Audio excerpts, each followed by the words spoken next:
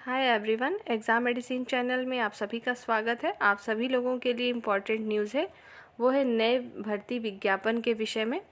आप सभी लोगों को न्यूज़ में ये पता चला होगा कि इंटेलिजेंसी ब्यूरो के संबंध में एक विज्ञापन जारी हुआ है। और आप सबकी जानकारी के लिए बता दूं कि ये केवल टेक्निकल वैकेंसी है। डिप्लोमा होल्डर जिन्होंने भी पॉलिटेक्निक किया है उनके लिए बेहतर मौका है, क्योंकि कई देखा जाए ईयर से टेक्निकल के तौर पर देखें तो वैकेंसीज़ बहुत कम आ रही है, जो कि अभी आई हुई है और ये सेंट्रल की है। तो ये किसी स्टेट में पोस्टिंग नहीं होगी। उससे पहले आप जान लीजिए कि ये आपकी पोस्टिंग ऑल इंडिया लेवल की है, मतलब कहीं पर भी आपको पोस्टिंग आपकी हो सकती है इसके जॉब पर। आइए हम इसमें जो इम्पोर्टेंट चीज़ें हैं उसको देखेंगे। मेरे बता देने के बाद यदि आप सभी के कोई डाउट रह जाते हैं इस एग्ज़ाम को लेकर तो आप कमेंट सेक्शन में पूछ सकते हैं। और ये विज्ञापन जो आया हुआ है टेलीग्राम लिंक पर शेयर कर दिया जाएगा, वहाँ से आप इस PDF को देख सकते हैं। और आप यदि चाहें तो मेन ऑफिशियल साइट पर जाकर या sarkari.com पर भी जाकर इसे डाउनलोड कर सकते हैं। अब आइए इंपॉर्टेंट चीज़ों को इसमें हम देख लेते हैं। सबसे पहले आप सब लोग सीट को देखना चाहेंगे ज़रूर। सबसे पहले सीटों के बारे में जाने तो टोटल सीटें तो दी हैं 797, लेकिन ये कैटेगरी वाइज डिवाइस है। जैसे कि देखेंगे जनरल की जो है सीटें हैं 325, और उसी प्रकार से EWS की सीट दी गई है 79, OBC की सीट है 215, और SC की जो है 119, और 59 सीट है ST की। तो इस प्रकार से ये कैटेगरी वाइज सीटें डिवाइड करी गई हैं। जहाँ तक फ़ी की बात है, फ़ी की में आपको फ़ीमेल कैंडिडेट जितनी भी होंगी, फ़ीमेल कैंडिडेट किसी भी कैटेगरी से, उनकी कोई फ़ी नहीं है। वो 50 रुपये आपसे शुल्क लिया जा रहा है, वो भी इसका प्रोसेस चार्ज है, तो उसे 50 रुपये आपको देने हैं। बाकी 450 रुपये जनरल कैंडिडेट जितने भी मेल कैंडिडेट हैं उनके लिए है। ये फ़ी का प्रोसेस कहाँ लिखा है इसे भी मैं अभी आपको दिखा देती हूँ। उसके बाद बारी आती है कि क्वालिफ़िकेशन क्या होना चाहिए। देखिए एसेंशियल क्वालिफ़िकेशंस दिए हैं, हम यहाँ से देखते हैं। देखिए diploma in engineering in the field of, मतलब आपका किसी में हो, जैसे आप इलेक्ट्रॉनिक्स से हो या इलेक्ट्रॉनिक्स एंड टेलीकम्युनिकेशन हो आपका ट्रेड, या तो इलेक्ट्रॉनिक्स कम्युनिकेशन और इलेक्ट्रिकल का, और electronics information technology, computer science, computer engineering, computer application.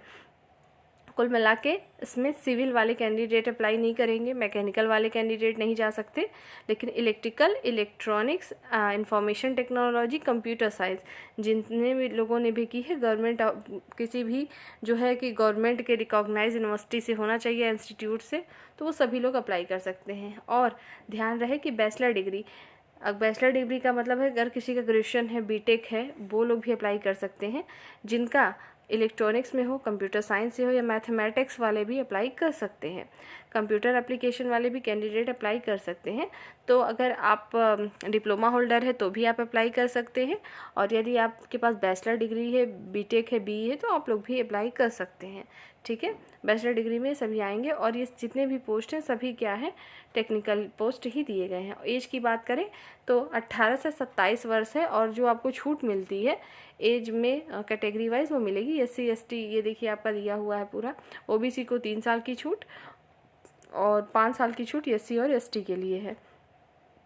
तो जो भी कैंडिडेट इस एज में आ रहे हों और अप्लाई करना चाहें तो वो कर सकते हैं। ये रही बात क्वालिफ़िकेशन की हो गई। और इसका जो एग्ज़ामिनेशन डेट है अभी दिया नहीं गया है, आपको जैसे ही आएगा इन्फॉर्म कर दिया जाएगा। अच्छी बात इसमें यह है कि आपको के इसमें पूरा मेथड दिया हुआ है सिलेक्शन प्रोसेस तक का।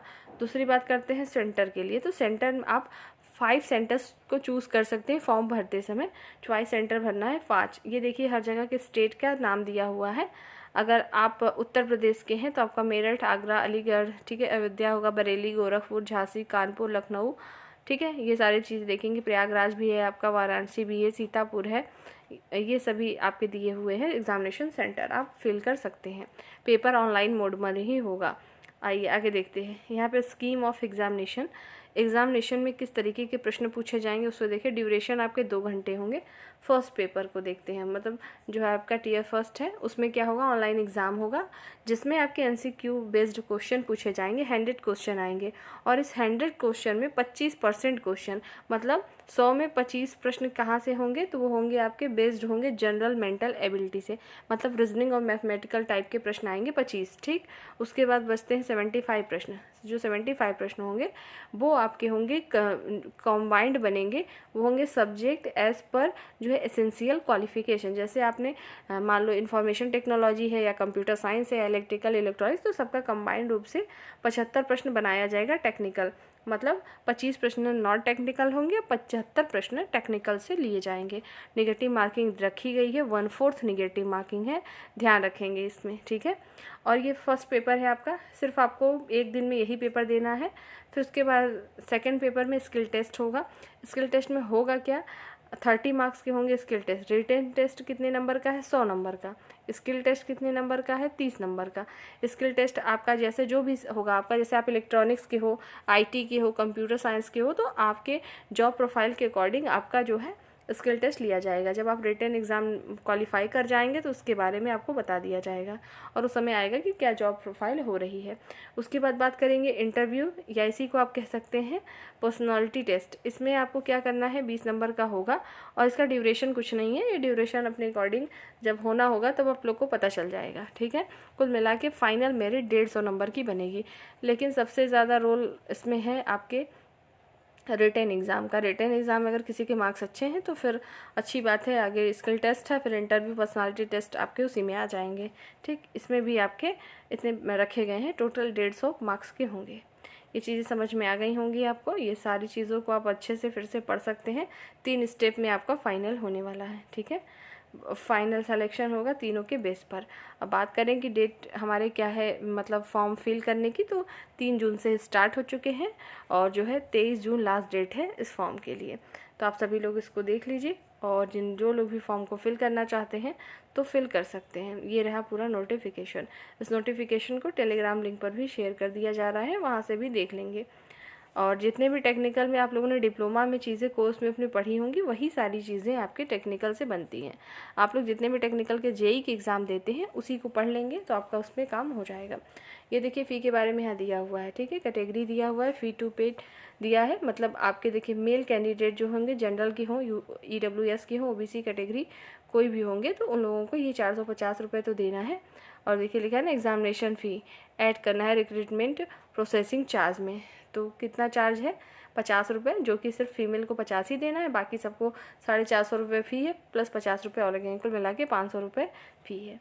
तो और पेपर आपका जो है देखिए यहाँ लिखा है मोड ऑफ पेमेंट जो है आपका चालान के द्वारा भी कर सकते हैं, ऑफलाइन मोड में भी, ऑनलाइन मोड में भी दे सकते हैं, लेकिन एग्ज़ाम आपके ऑनलाइन ही होंगे।